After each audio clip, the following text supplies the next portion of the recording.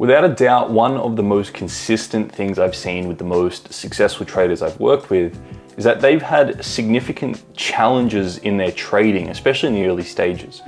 Whether this is losing a significant amount of capital or going into drawdown, or having a lot of psychological or mindset issues as a trader. I've seen that a lot of the most successful ones who are now consistently profitable had those challenges at the start of their journey or throughout their journey. And what it showed me is that it's not necessarily the challenges that throw traders off, but it's how a trader perceives whatever happens to them. It's never really about the challenge itself. It's all about how you perceive the challenge, what you decide to do with the challenge, what actions you take preceding the challenge, etc., etc. So in this particular video, I wanted to share some of my key insights from a human behavior and psychology perspective on how you can use your previous failures or challenges as a trader to catapult you and use them as a stepping stone and use them to succeed. Now, if it's the first time checking into the channel, first and foremost, welcome. My name is Pat Bailouni and I'm the founder of Master Your Trading Mindset. And we work with traders all around the world, helping them overcome their psychological challenges and achieving goals like funding, for example.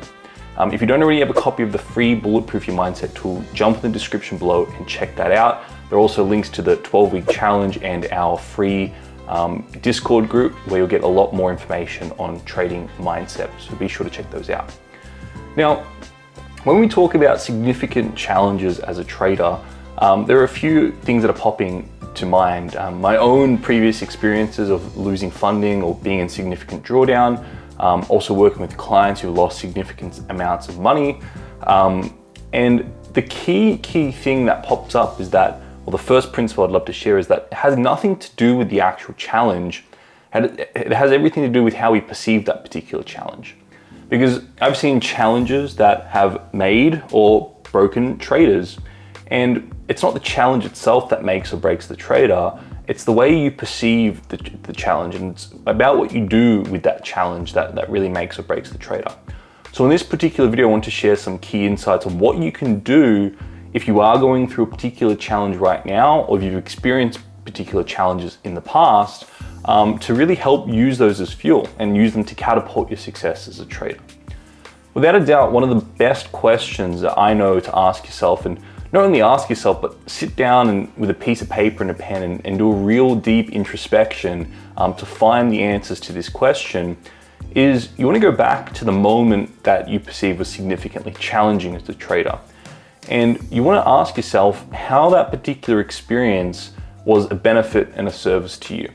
How was it a benefit? How did it serve you as a trader? How did it help you become a better trader? And you've already been through the experience. You've already experienced it. You're aware of all the drawbacks. You're aware of how it's been challenging. You're aware of how all the negatives in it. Now it's time to sit down, go back to that particular moment and see the other side of that experience and really dig deep and find specifically how that experience there served you as an individual, served you as a trader.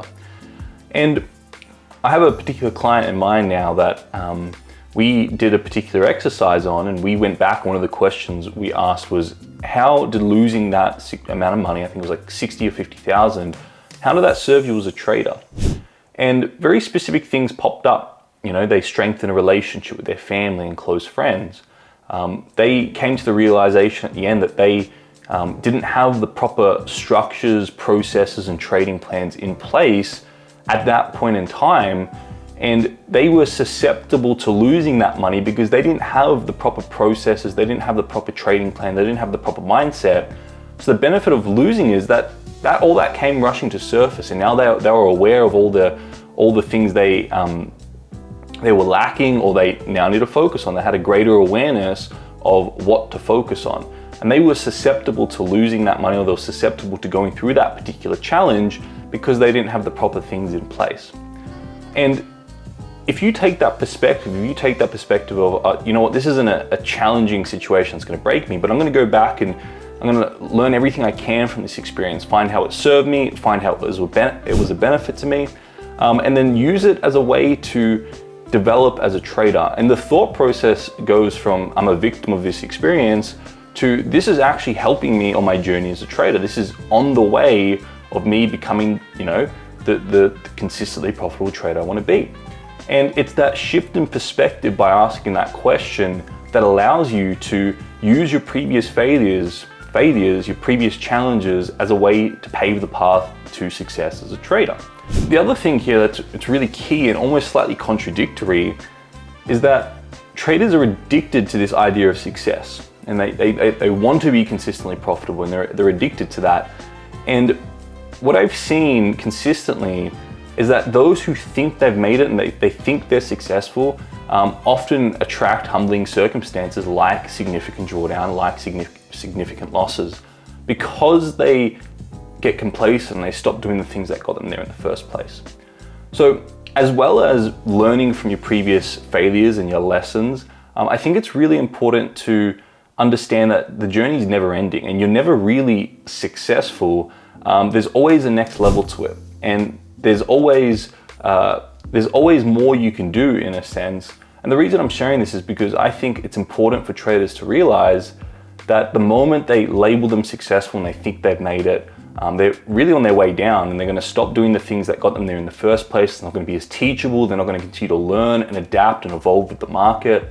So I think it's really important, as well as learning from those challenges in the past, to almost transcend the labels of success and failure, and just set goals that you would love to achieve, set goals that you're inspired to achieve, and then every day just focus on what's the next highest priority action. And I think if you fall in love with the journey, the success and failure stuff doesn't really matter, and it doesn't really deter you. If you have challenges, you're not thrown off. If you're labeled successful, whatever, you don't get puffed up about it, but you're just focused, you're on a mission, you know what you need to do every day, and you're focused on that.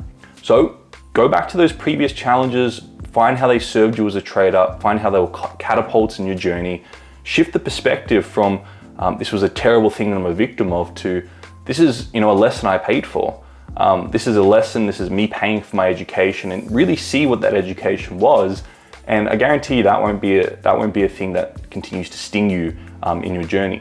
And then also transcend this whole idea of success. Stay focused on what's most inspiring, most a priority to you, and keep chipping away at it every day, and you'll realize you do incredible things that way.